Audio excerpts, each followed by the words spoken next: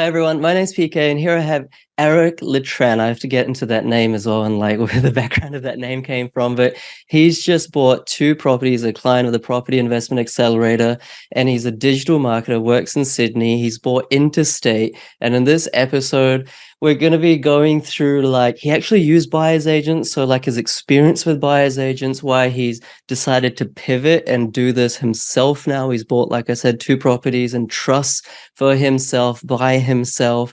And we're going through like how he's valuing properties, how he's beating other buyer's agents now for this property that he bought without overpaying. We'll go through how he bought interstate, just kind of littering this episode with so much advice throughout the process of buying. I genuinely think you guys will get a bunch of value, especially if you've used buyer's agents before. And so how you can make that jump with confidence to do it yourself.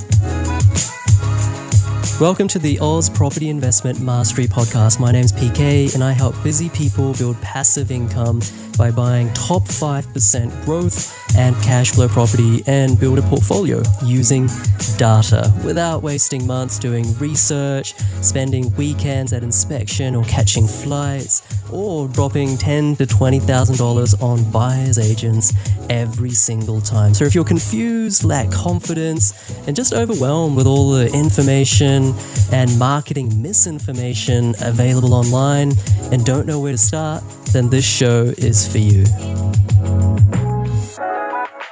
Thank you so much, Eric, and I really appreciate you volunteering to do this. No worries. Thanks, PK. Good to be here. And so, like, what are you, like, French? Like, where's that name come from? Eric Le Tran. I'm actually Vietnamese, but yeah, it's actually both my parents' names kind of put together. Okay, beautiful. I love it. It's very unique. So just take me through a little bit of your property background. Yeah, like where did this all start? And how did you get to where you are at the moment? Oh, geez. I've been investing in property for about 8 years now. And it all started when I was like, a graduate working, in the corporate world. And during that time, like I just talked to like some people in the kitchen who I became friends with on the floor. And there was one guy where on a Monday morning, we're just small talk. What'd you get up to on the weekend? And he said he'd been inspecting houses. And he showed me the houses he was inspecting. And I was just like, well, they were beautiful houses, by the way. And I just made a joke and I said, wow, I should have become a lawyer because he worked in the legal department, just as a joke. And then he stopped me right there and he said, no, Eric, this has got nothing to do with my salary as a lawyer. The only reason I'm in this position now to be able to afford these types of houses is because I've been investing in property for a very long time. And and I just said, teach me. And from there on, he's become my mentor and a very good friend. And and from there, I was just like, yeah, teach me everything. I read books, I went to seminars, and then, eventually started buying property for myself. We bought our first property, I think, in 2015. And then since then, we've been able to grow our portfolio to what it is today. Amazing. It's funny how like just a small little moment like that can trigger it, because obviously like people watch YouTube and stuff and they see all these ads on Facebook or whatever, and it's like seems like trashy advertising. But when you actually know someone who's like physically done it in front of you and you trust them, it's like, oh, well, there's something in this, Yeah, and back then there wasn't YouTube and podcasts and everything like that. So the only people you could get content from was going to a seminar where someone is going to sell you an off-the-plan apartment at the end of it. So It was one guy that I trusted, and I'm very grateful for that. Oh, cool. All right. So you bought that in 2015. So was that an investment property that you bought in 15? Yeah. I've only ever bought investment properties. So yeah, that first one was an investment. Right. And maybe let's just touch on that. So like why you bought multiple investment properties now, like why have you not bought your principal place of residence? Sorry if this is a personal question. I'm just curious. No, it's all good. So one of the things that my mentor had taught me was the concept of rentvesting. Mm-hmm. The suburbs that my wife and I wanted to live in Sydney were very expensive. And at the time, our salaries just couldn't afford to buy those types of properties in the types of suburbs that we wanted to live in. But we did have affordability for investment properties, so we decided to do that. and then we decided to live in the suburbs that we want. We decided to rent in the suburbs that we want to live in, and that just became like the strategy for us, where we would just accumulate our portfolio, and then once we've done accumulating, the plan is to buy our principal place of residence after that. Right. Okay, awesome. You were doing rentvesting before it was like a thing, so to speak. Yeah, we're still doing it now as well, and I think it has its pros and cons. But for us, we've been lucky in that we've been able to, like back then we were just married; it was just two of us. But now we, have kids, and we've been able to kind of just end the lease and then move into something bigger and do that as we go, as opposed to buying a house and being kind of locked into that house, with the mortgage and everything like that. Yeah, the flexibility is like, it's both a pro and con, I guess. It's how you perceive it. But yeah, if you're having more kids, you just upgrade it. There's no stamp duty or anything. It's very and it's also cheaper cash flow wise as well to rentvest. Yeah, no, for sure. Okay, so what was your next property purchase after that 2015 one? Yeah, the next one was our first purchase in Brisbane. So we bought it in the suburb of Redcliffe, and that one we used a buyer's agent. Yeah, and they advised that was a good suburb to live in, to invest in. Yeah, Redcliffe. What year was that? 2016, I think. Yeah, the end of 2016. Yeah. All right. So do you, and I have nothing against this buyer's agent, but do you think it was a good investment, or in hindsight, would you have bought maybe in a different location in 2016? To be honest, I thought it was a really good purchase. We bought it for about $402,000. And that property has been one of our highest performing in our portfolio, where we've been able to extract equity maybe about 3 times to buy 3 extra properties on the back of that. So today it's worth about 760. Yeah. So in the space of like 5 or 6 years, it's grown by that much. And it's just been one that just every 2 years we're able to pull out 100 or 150K equity to buy more. Brilliant. That's good to hear. That's genuinely good to hear. Brisbane has been like a sleepy giant until about 2019-20, and then it just like paid all the dividends, for anyone who was patient. So I'm glad I got in. I'm glad I got into Brisbane at that time. Yeah, 100%. I wish I got in earlier, but I wish I bought my first one in Brisbane, to be honest. Yeah, but I bought in Western Sydney. Yeah. Okay. In 2015, that's not such a bad idea though, because like back in 2015, you probably still rode another couple of years of that Sydney boom in Western Sydney. Yes, but the big mistake we made, and the biggest learning that has come out of that, was we bought an apartment. Oh, okay. And we really wanted to buy a house in the suburb of Blacktown, and at the time, all the data was pointing towards Blacktown. Mm-hmm. But and we were inspecting properties every week for about 6 months, and we knew the Blacktown market quite well. But by the time we got our finances ready, we were priced out. So then it was just like, okay, well, we're priced out of houses, but we can afford an apartment. We got in, but then after that, there's been a lot of development in Blacktown with apartments, and the increase in supply has kept the value of our Blacktown property quite low. So right. Our biggest learning from there. Yeah, no, sorry to hear that, but of course that's a great learning for everyone. Like apartments, they can sometimes work, but it's like less than 1% of the time they're actually a worthwhile investment. So are you going to sell that one at some point, or is it like... I think I'm going to sell it soon, because I contemplated selling it this year, but I've decided to hold on to it for a little longer because, one, I'm not buying for the time being. Yeah. And there's still a bit of potential for the market to pick up a little bit in the next 12 months. And I've always said that if that property ever becomes a blocker for me building my portfolio, then I'll get rid of it. So that may happen in the next year or two. Yeah, that's a really good way to think about it. Don't just like make a rash decision and sell it. It's like only when you need those funds and need to reallocate those resources, that's when you sell it. Exactly. Good stuff. And so the Redcliffe one, what did you do next? So after that, my wife and I, we just went traveling. Oh, nice. Yeah, spent a year traveling, so we didn't focus on property at all. And then when we got back from travels, the portfolio had grown by, I think, maybe about 200K just on the back of that Redcliffe property, Mhm. and a little bit of equity in Blacktown. So yeah, we pulled the equity out in 2020 just before COVID hit, Okay. and we used that equity to buy two more properties in Brisbane. Right, right. And those two were bought like in that 2020 period or 2021 period? We bought two properties in 2020 during COVID when everyone was saying don't do it. Yeah, Yeah, how did you do that? Like, why did you not listen to everyone? I just knew that.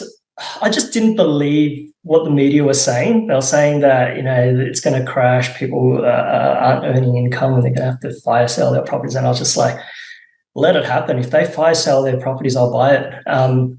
But either way, I just felt that property was a safe end game. And regardless, it's a case of, property prices go up, down, and, sometimes they remain flat. And I just felt that that was a good time to get in, especially when everyone was so fearful. Mhm. And the other thing was my wife was pregnant at the time with our first child. So I just thought, no, we're buying these properties. Well, we've got serviceability I don't, going for it. I don't care. Like, I don't care what anyone says. We're getting these properties now, and when baby arrives, we'll take a break. Yeah, that's so cool. That's amazing. I love to hear the mindset because yeah, the world was literally in crisis mode at that time. But anyone who bought properties in 2020, like people say, oh, you got lucky because all the fiscal stimulus. I mean, luck is always there, but you made your own luck. You actually, you hit the gas. Like you actually did something. You weren't just a sideline commentator. So yeah, you deserve all that equity. So obviously they probably both up 50%, 60%, something like that. Those two properties I bought that year, yeah, the second one I bought for 480. That has grown quite well. I think that's worth about 800 now. Right. Yeah, 800 or 820. So that's done really well. I've been able to pull equity out of that a couple of times and buy a few more. And then the property number 4, that one we bought for 365. Mm-hmm. And that's worth it went as high as 600. Yeah. And because Brisbane's going through a bit of a correction now, it's kind of come back to about 570, 580. Right. Which suburbs are those in, if you don't mind sharing? Yeah, number 3 was in Margate. Yep. So just next to Redcliffe. Yep. And then number 4 was in Regent's Park in Brisbane. Yep. Yeah, more on the south side. Okay. And so why did you, sorry, this is not scripted. I just curious, why did you buy so close to Redcliffe? Because you already had one there, from a diversification perspective, did you think about buying further out or somewhere else, or were you just so convinced on that location? I felt it was still a good area and it was still a little bit undervalued. And I liked the idea of buying in beachside suburbs as well. So there were other options as well, like I think Petrie, Kalanga, Strathpine, that I'd considered. But for some reason, I just really liked the idea of buying close to the beach. Yeah, sure. And I think it's performed pretty well. Yeah, it had. Well, I mean, we were buying around that time in some of those areas, like you mentioned, Strathpine, etc. But they've all they've all done really well, nonetheless. And okay, so you got these additional 2, so you've now got 4 properties under your belt. What happened next? Yeah, after that, what happened? I think we took a year off because we had our first child, so all the focus was on that. And then after a year or almost a year, my wife went back to work, and serviceability comes back. So straight away, I called my mortgage broker and I said, "All right, what can we do? Can we go again?" And he's like, "All right, let's do it." So, and at that point, what was it? 2022. So we'd already had that post-COVID boom where everyone was just kind of rushing back into the market and fighting for property in Brisbane and I guess across Australia as well. So our portfolio had just grown massively as well. So I think we had we were able to pull out maybe about 200K of equity, thereabouts. And what did we do? We decided to go again, and that's when, we basically, I was contemplating. This is where I started to think about Perth, and I was kind of contemplating whether I should do it myself or go with a buyer's agent again. And and I'd also come across your content as well in about 2020, and I'd been watching your stuff throughout 2021, and I was like, just a bit on the fence, should I do PK's course and, do it myself? But I didn't trust myself, actually. I didn't think I was ready. So then I just, I went with a buyer's agent. So this time I'd chosen a different buyer's agent who I'd been following for quite some time, who, had a really good reputation. I thought, he's the one, he's going to help me. Like, I didn't trust myself, and I was like, I'll trust him, he's going to do it for me. And then after that, I'll do it myself. I'll learn how to do it myself. Yeah. And so how was that experience then? It was okay. I mean, the end outcome was we did find a good property in a good suburb, but it wasn't exactly what I'd expected and what I was used to in a buyer's agent experience. It was just very quick, and it was almost like, don't call me, I'll call you. And one day I get a call, and it's basically, I found the property. This is it. This is why you should buy it. And here's the paperwork. So I just thought, okay, well, if that's how it is, then all right, I trust you. I signed it, and we bought in that area, that he's suggested. Sure. And so, do you mind sharing what area that was and when you bought that? Yeah, that was in Alexandra Hills in Brisbane again. Yeah. So and again, like, at that time, Perth was on my radar, and I was thinking, should we go to Perth? Like, I'm hearing a lot of data pointing towards Perth, and I hear it's starting to heat up. But he had said, no, I think Brisbane's still good, and Perth maybe next year. Yeah. So again, I trusted him. We went with Brisbane, Alexandra Hills. In hindsight, I probably should have trusted my own gut and went with Perth, because that place we bought in Alexandra Hills it hasn't really grown in value. We bought it for $680 at the beginning of 2020, and to this day, it's still worth about $680, because Brisbane had already peaked so much, and then 2022 you bought that, right? Yeah, and then interest rates started to, go skyrocket, and then like all the heat in the Brisbane market that just kind of came out, and then my property just like flatlined until now. I mean, I think it's starting to grow now, but and I think it'll still do well in the long term. But I do have a few regrets about buying that one, because had I trusted my gut and bought in Perth at that time, I'd probably have an extra $100,000 in equity that I could use to buy another property. So big learning. And after doing your course, I actually went back and looked at the data for that suburb and realized that if I'd applied what I learned from your course, I would have ruled that suburb out at the time that we were buying it. Yeah. I mean, some buyer's agents are good, some are not so good. So I think, you've had a variety of experience. I just want to pick up on something that you mentioned before using this last buyer's agent. You said you didn't trust yourself. And I hear this a lot from people who have never used buyer's agents, some people who have used buyer's agents. When it comes to doing it themselves, DIY, they're like, I don't really want to use a buyer's agent, but I don't trust myself, or I don't even know who a buyer's agent is, but I need help because I don't trust myself. Yeah. What do you mean by that? Just to kind of unpack it, what part of the property buying process did you not trust yourself with, or like what specifically was it? I think the biggest one was choosing the right market to get into.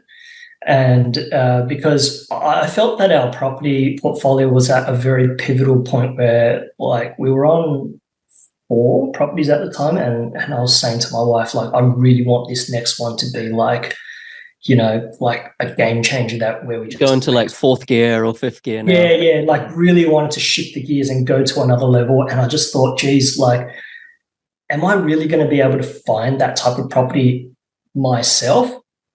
Like, but by doing like PK's course, or, is it going to take time for me to really hit my straps and get there? And I was kind of thinking, oh, maybe I'll just hire who I felt was, the best at the time to get me there. So that's why I just thought, okay, I'm good. This one is a pivotal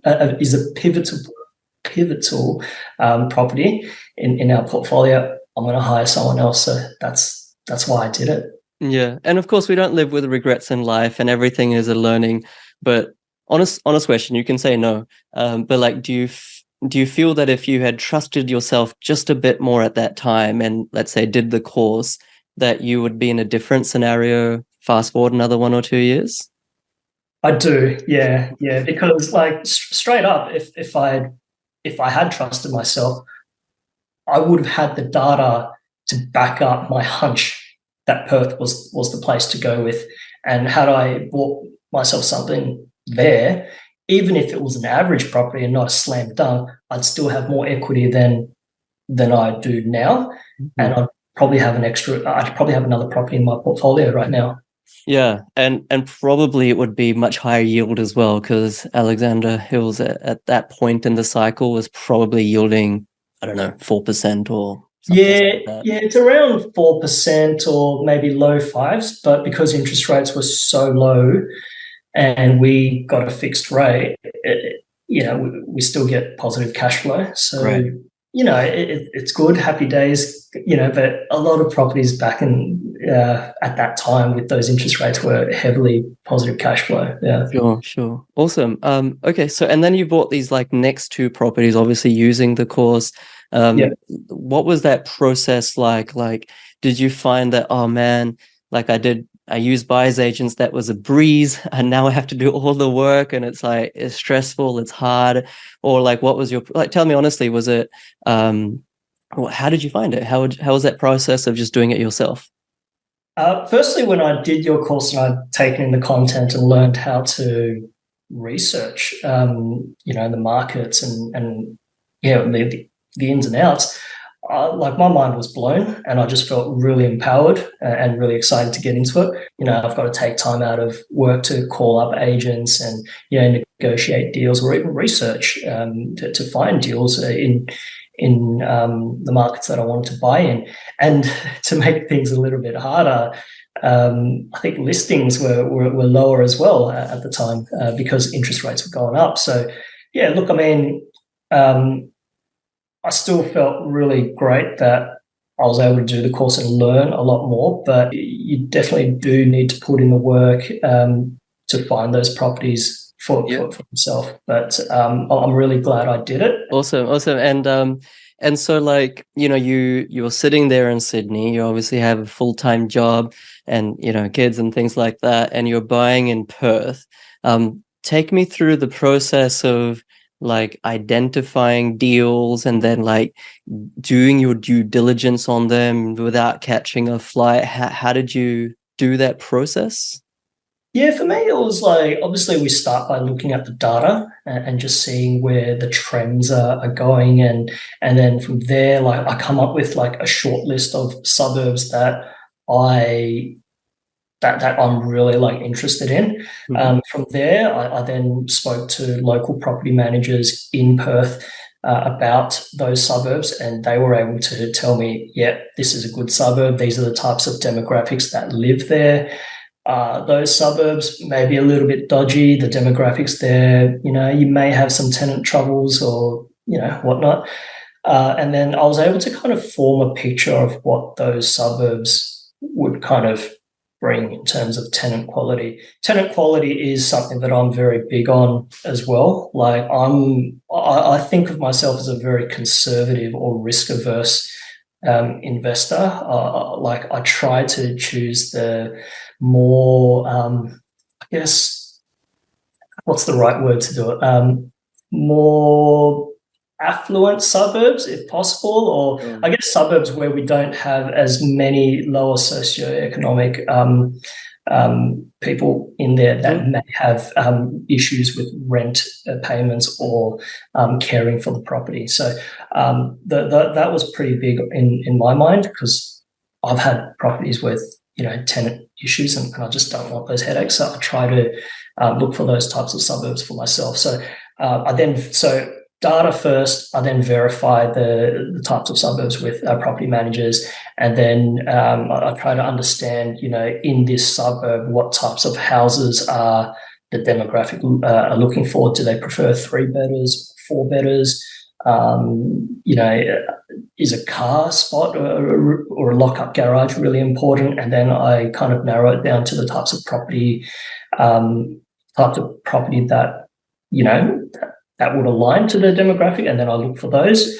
I also try to make sure that there's not a lot of vacant land surrounding those suburbs, so that there's no supply risk in the future. And that was a big learning from my first property. It was an apartment, but it was a supply issue that stunted the growth of that one. So I'm very big on supply risk as well. So those are just a handful of factors that I look at off the top of my head, but obviously there's a lot more that you take the course in my checklist that I do go through, but I can't think of them off the top of my head. No problem. It's a good sort of way. I'm just trying to get a gauge, of how you're going about it, because I think people can try emulate that, whether they want to do the course or not. That point that you made around supply, there's obviously ways to quantify it, but such an easy way is just to go on Google Maps, right? A satellite view, and just see how much land there is around there. Of course, you have to understand the zoning. Just because there's land doesn't mean it's bad, but it's a really good point in the right direction. And you actually bought both of these properties in Perth through trusts. Obviously this is like a legal structure in which to buy real estate. Why, if you don't mind me asking, why did you, I don't know if they always bought in trust, why did you choose to do these two in trusts? Yeah, it's because we had bought the first 4 in our personal names. And at that point, with the guidance of my mortgage broker, he had advised that I'm getting very close to being maxed out. And if I want to grow my portfolio, it would be quite challenging. So I did a lot of research into ways that I could kind of maximize my borrowing power, and the idea of buying in a trust had come up, where you can, buy the property in a trust but still be the guarantor for it. And with some lenders, they will not count the debt in the trust to your personal name if you want to continue borrowing and building your portfolio. Right. So that, of course, not qualified to give advice on it, of course. Nor am I. That was an idea that had come up, and I'd had spoken with my accountant about it. I'd spoken with a lot of mortgage brokers who are very savvy on the topic of buying in trust and how it helps people build bigger portfolios. And my wife and I made the decision that we would start buying in a trust. And that helped us get from 4 properties or 5 properties to 7 and potentially 8 as well. Otherwise, we would have been maxed out on about 4 or 5. Right. So you got 7 properties at this stage, and you've been able to get there because the last 2 have been through a trust structure. That's really good. Of course, everyone should seek proper advice through their accountant, etc. But that's a really good tip as well on how to keep going, provided the circumstances are right, even after you've maxed out on your own personal name. Because that's obviously the question. It's like, hey, how's this guy getting 7 properties? It's like, well, there's ways to do it. And it seems to me that you haven't rested on your laurels. Like, you've always been searching for the right professionals, like mortgage broker here, accountant there, to kind of really eke out what's possible. And I think, where there's a will, there's a way. And property investors, there's no red carpet for you to just become wealthy. You have to figure it out yourself. No one's going to do it for you. So congratulations on that. And let's say, for the future, you said you might be able to borrow for 1 more property. What are your goals in real estate in terms of buying properties for yourself in the next 5 to 10 years? Yeah, so doing your course, we were able to kind of map out what our goals were and how many properties we needed to purchase as investments to achieve our passive income goal. So for us, that number is sitting around 10 investment properties. So for now, my goal is to try and get to those 10 as soon as possible, and then hold them for a period of time as we consolidate the portfolio, and then as the portfolio continues to grow, we'll then sell off a couple to pay off the rest of the portfolio and possibly own about 5 or 6 properties outright and then live off the rent of that. So that is the long-term goal. But then, of course, we do want to find a way to buy our dream home in there somewhere. So maybe we'll get to 10 and then look at buying a principal place and then go from there. Yeah, that's classic strategy. Of course, that's part of what I teach in the course, but you don't need to do the course to understand that most people get wealthy in Australian real estate by accruing or acquiring assets. The more you have, the better it is, as long as they're good quality. And then just selling off, a few of them when you want to retire debt, because you don't want to retire with debt, and then using the profits after paying tax, of course, to pay off the others. And that's when it's a hockey stick for your passive income. Yeah. And it's not rocket science, but it just works really well. Yeah. And I'm a big fan of that strategy because I find that it is a safe strategy as well. There's a lot of strategies in real estate. You can flip, you can knock down and rebuild, you can, so many, right? But I just find that as a classic strategy. It's simple, it's easy to understand. It doesn't require a lot of involvement. You can do it as an interstate investor. The most important thing you've got to do is just make sure you buy the right asset in the right area that will give you that growth. And I'm a big fan of that strategy. Yeah, as am I. I just want to dive into one thing actually before we come close to a close. There's one that you bought north of the river in Perth. I remember you sending me this email, or I think it was over Facebook Messenger or something. You said that you actually beat a buyer's agent. So obviously, this is a really good suburb. There's buyer's agents, kind of hunting around there as well. You beat the other buyer's agent, but not going over the true valuation of the property. So I thought you might be able to give us some tips on how to value a property, because I feel that a lot of people in a hot market, they have this FOMO and they're like, oh my God, it's really hard to get a property. The agent's not calling me back. I need to just pay so much. And certainly not good buyer's agents, but a lot of these national buyer's agents, a lot of these big name buyer's agents who churn and burn through their clients because they're just making far too much money off the clients. They need to give properties ASAP. The way that they get that done is just they pay more than what it's truly worth. So I'm not saying this is what happened when you beat the other buyer's agent, but how did you truly understand the value of that property and then were successful in securing it? Well, firstly, I knew kind of what the comparable sales were in that suburb. I knew that, within a suburb, there are good pockets, there are less than desirable pockets. So this particular property was in, one of the best pockets in the suburb that was high demand. So I knew that properties there were worth a little bit more than the rest. And then at the same time, I did a lot of analysis where I found a lot of comparable sales of similar properties within a very small radius of that street, so in the same pocket. And a lot of them had kind of sold for a lot more than what I paid for. So I was able to establish that, okay, this property is not as good as this one, but it's better than this one. It kind of sits in the middle. And I'd been like, okay, well, therefore my range to, make an offer on this property will be in that range. With my property manager who inspected the property, she told me that a lot of people went to the open home and were interested. So that was able to and she was able to gauge that it was quite competitive, and I could see that as well. So I thought, okay, all right, I don't want to overpay for this, but I also know that it's super, super competitive. And I thought, okay, what can I do? So there were things I just improved my terms. I was quite confident with my finance. So I had a shorter finance clause. I knew that the sellers were migrating overseas, so they were just keen to, sell the property by a certain time and move out. So I'd gotten that information by, talking to the agent, and I was able to factor those things into my offer to make it as easy for the seller as possible. And, and I thought, like, this is my price. I'm not going to overpay for it, but I will put in a strong offer. But to make it even better for the sellers, I'm going to offer these things like, you tell me the exact settlement date you want. That's the date. I'll do it for you.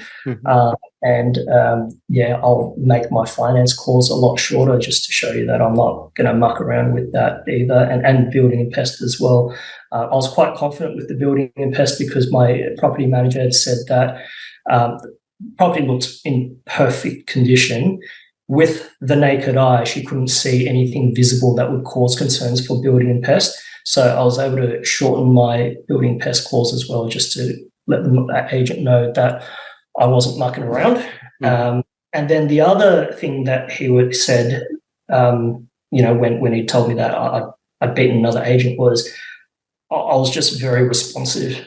It was between me and that agent, but when he was the other buyer's agent, when he was calling the other agent, couldn't get hold of him, and he asking for follow-up information. Can you update this info in your contract? It could be I need the other seller's email address. He just couldn't get a hold of him, but I had my phone close to me, and agent was calling. As soon as I put my offer in, the agent was calling me like every 5 minutes saying, okay, you're buying through a trust. What's your, ACN number that through the company trust? And I said, all right, here it is, straight away. So as soon as he called me, I was always giving him the information that he needed. And he just said that the way that I dealt with him was really professional, really efficient, and he really liked doing that deal with me because I made it seamless for him and his sellers. And the funny thing is, since then, I've built a really good relationship with him, and then he started giving me off-market properties for my own clients when I'm buying for them. So beautiful. Because they just want to do business with people who are efficient and easy to deal with. Yeah, no, I picked up on a few points. I just want to highlight it's so great of you to share how important the property manager was for you, and not in terms of just inspecting it, but also because this was like the best pocket of that suburb. So you understood that using data, but then you verified that using qualitative on the ground research by the property manager. They're able to get that building and pest inspection done quicker, or tell you to do it quicker because of what the information and insights they gave. So it's just so crucial to have that. And then you were just a nice guy, like a nice professional guy. So anyone who's out there trying to buy properties for themselves, or any buyer's agent watching or listening, and I know that there's hundreds and hundreds and hundreds of buyer's agents who watch my content. Thank you. Weirdly enough, please do that, because if you have clients like Eric, then you'll actually get them a property. Please be professional. Please be quick, to respond to sales agents, because that's really. Sales agents have all the cards, in a hot market. You got to really please them. You got to appease them, but at the same time get what you want. So it's a bit of an art. Anyone can learn it, like you did. And I like that you referred to it at the end, because I'm actually really proud of all of the students that actually become buyer's agents, because I know that they're good buyer's agents. They have ethics, because I'm big on ethics in my course, and also they actually know property investing right down to like the minuscule detail, because you've done the course. And I'm just not generally a big fan of these big churn and burn buyer's agents that you hear on podcasts and I don't know, on articles, but I won't rant about that. What was like the process like, or what impelled you to become a buyer's agent? Because you've used them before, Eric, you've done the course, and now you have the knowledge. You've actually applied the knowledge, bought 2 properties by yourself. And then what gave you the confidence, or why were you audacious enough to want to help others do it? Yeah, to be honest, it's something that I'd been thinking about for a really long time. And it was when I was building my portfolio in the early days of working with my first buyer's agent. I really enjoyed the process that they took me through in educating me on what they look for in a deal. And I understood, I started to learn about how they would negotiate deals. And I was really, I guess, taken on that journey of buying my property, only that I didn't do it. They were doing it for me as my buyer's agent. So I learned a lot through that, and I was really inspired. And it goes without saying, I'm very passionate about property, and I started thinking about doing it as well. So yeah, over time, I just learned a lot, and I really wanted to do it. And then when I finally decided that, yeah, I'm going to do it, I took experiences from buyer's agents that I'd worked with, and I thought to myself, I thought to myself, I think I can do this better. And there are other parts that I thought, no, I don't want to do it that way. And when I did your course and I learned a lot, and coming out of it, I felt very empowered and educated. I thought, okay, if I'm going to be a buyer's agent, then I want my clients to feel that level of empowerment and education when they work with me, especially if they don't have the time to go and search for a property for themselves. Then if I can do that for them, I want them to come out of it feeling really educated, knowing exactly why we bought in a particular suburb, knowing why we bought a particular house. And then I want them to know exactly like the process that I went through to negotiate that deal for them, so that, if they're at a barbecue and people are asking, oh, why'd you buy there? They know exactly why they did that. And that's kind of the experience that I wanted for my clients. And yeah, it's just because I'm just really passionate about it. And I had people asking me for property advice over the years. And I always was so passionate about giving advice to help them get started with property investing. But I didn't, there was just that one thing that was missing, and that was, being able to go out and get the deals for them. But I mean, yeah, after buying those properties for myself, I felt very confident that I knew what I was doing. And since then, I've bought a few for my clients, and I'm really happy about those deals as well. Yeah, no, good on you. I'm really proud of it. People often think that I'm against buyer's agents, and I am against most buyer's agents, because most buyer's agents are crap. And those of you who are crap, you won't realize you're crap, and you won't appreciate me saying this. But I am really for good boutique, small, high customer care buyer's agents that actually look at data, not just the dinosaurs or boomers in the industry. And so it's great that I've been able to be a part of your journey as well as many, many others. I think more than 70 or 80 now. And it's a really cool thing to be kind of the, play a contributing factor in what hopefully becomes like a really successful career. And if I could just jump in, the point that you made was using data. I had a look at a lot of buyer's agents in the industry and the suburbs that they were buying in. And I noticed that a lot of them weren't using data to choose the suburbs that they were recommending to their clients. And that was something that I thought, oh, geez, if I can do this for my clients, then that's already I think that already puts me above a lot of them, right? So yeah. Doesn't matter how many years of experience they have. If they're not using data, then all their experience is worth nothing, because you can negotiate $10,000 off a deal in a property in a suburb that you shouldn't be buying in the first place. So what's the point of that? No, you're absolutely right. And last question, Eric, for anyone, sorry, I have to ask this question, but anyone who's on the fence of doing the course, whether they're brand new to investing or, have used buyer's agents like you, but actually want to build the confidence and skill set to do it themselves, they actually have time. All right. So if you don't have any time, like you don't even have 3 hours a week, please use someone like Eric. Don't go to the big buyer's agents that have got great marketing. Go to someone like Eric. But let's assume they have, at least 3 to 5 hours a week over a couple of months to buy a property. They're on the fence of doing the course. Maybe they don't trust themselves like you didn't at one point. What would be your advice to them? My advice is, if you do have the time to do the course, then I do think it's a really good course, and you will learn a lot from it. But I always say to people when they ask me about my experience is that, yes, you do have to put in the work, But if you do put in the work, then it can be very, very rewarding. And you know what, like some people are not ready. And if they're not ready to do the course, then my suggestion is to just get educated as much as you can, whether it's watching your content, PK, or other content on the web, and get as educated as possible so that, you know, if you're not going to do the course, at least you know what not to do. But I think, yeah, if they're not sure, if they're sitting on the fence, my suggestion is just, you know, keep watching PK's content, and you know, just build trust. And that's what I did. I was on the fence for quite a long time.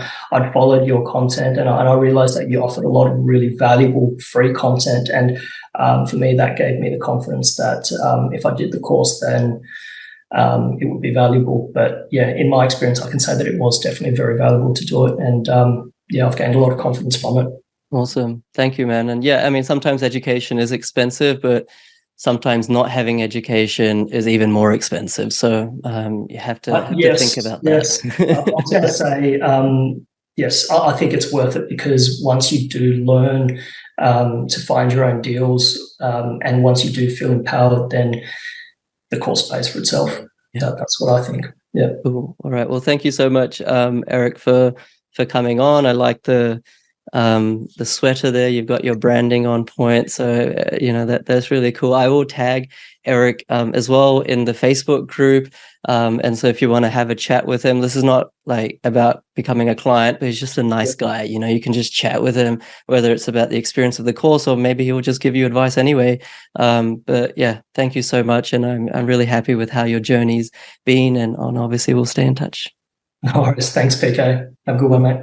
Thanks everyone for listening. There's more than 100 of these client interviews now. And like I always say at the end of these episodes, I really don't care if you do the course or not. It's kind of inconsequential to me now. They'll serve to educate and inspire you. And that's really what's lacking in this industry, just truth, like just honesty.